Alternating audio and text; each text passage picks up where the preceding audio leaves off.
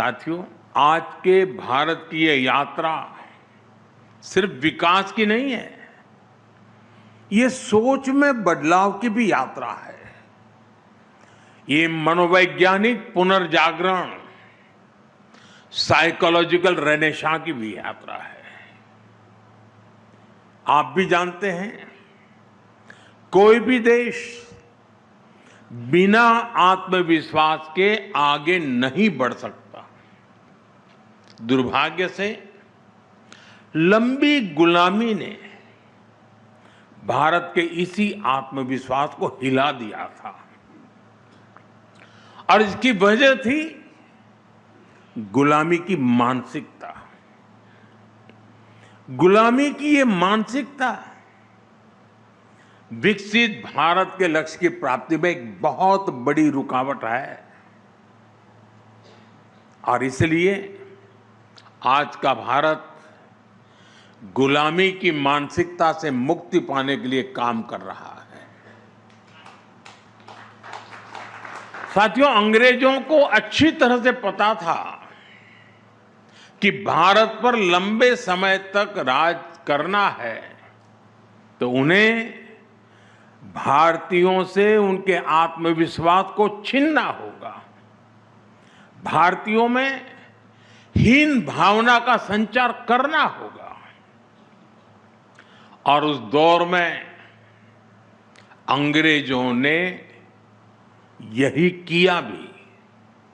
इसलिए भारतीय पारिवारिक संरचना को दकियानुसी बताया गया, भारतीय पोशाक को अनप्रोफेशनल करार दिया गया,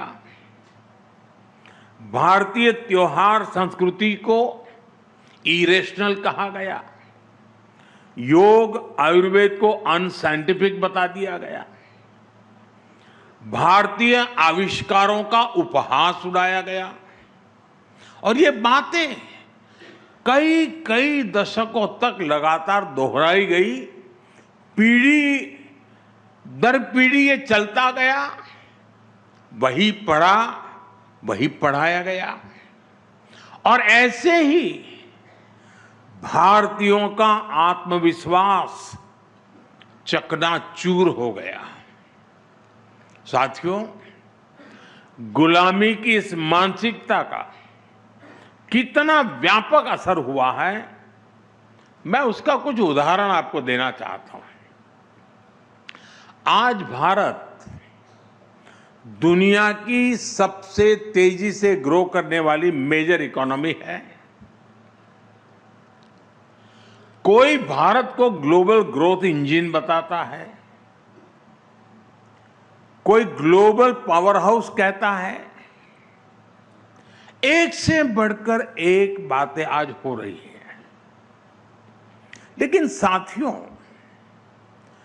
आज भारत की जो तेज ग्रोथ हो रही है, क्या कहीं पर आपने पढ़ा, क्या कहीं पर आपने सुना, इसको कोई हिंदू रेट ऑफ ग्रोथ कहता है क्या? दुनिया की तेज इकोनॉमी, तेज ग्रोथ कोई कहता है क्या? हिंदू रेट ऑफ ग्रोथ कब कहा गया? जब भारत 2-3% की ग्रोथ के लिए तरस गया था। आपको क्या लगता है, किसी देश की इकोनॉमिक ग्रोथ को उसमें रहने वाले लोगों की आस्था से जोड़ना, उनकी पहचान से जोड़ना, क्या ये अनायास ही हुआ होगा क्या? जी नहीं, ये गुलामी की मानसिकता का प्रतिबिंब था। एक पूरे समाज, एक पूरी परंपरा को अनप्रोडक्टिविटी का, गरीबी का पर्याय बना दिया गया। यानी ये सिद्ध करने का प्रयास किया गया कि भारत की धीमी विकास दर का कारण हमारी हिंदू सभ्यता और हिंदू संस्कृति है। और हद देखिए, आज जो तथाकथित बुद्धिजीवी हर चीज में, हर बात में सांप्रदायिकता खोजते रहते हैं, उनको हिंदू रेट ऑफ ग्रोथ में सांप्रदायिकता नजर नहीं आई। ये टर्म उनके दौर में किताबों का, रिसर्च पेपर्स का हिस्सा बना दिया गया। साथियों, गुलामी की मानसिकता ने भारत में मैन्युफैक्चरिंग इकोसिस्टम को कैसे तबाह कर दिया और हम इसको कैसे रिवाइव कर रहे हैं, मैं इसके भी कुछ उदाहरण दूंगा।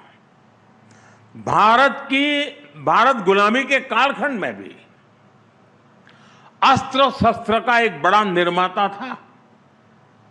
हमारे यहां ऑर्डिनेंस फैक्ट्रीज का एक सशक्त नेटवर्क था। भारत से हथियार निर्यात होते थे।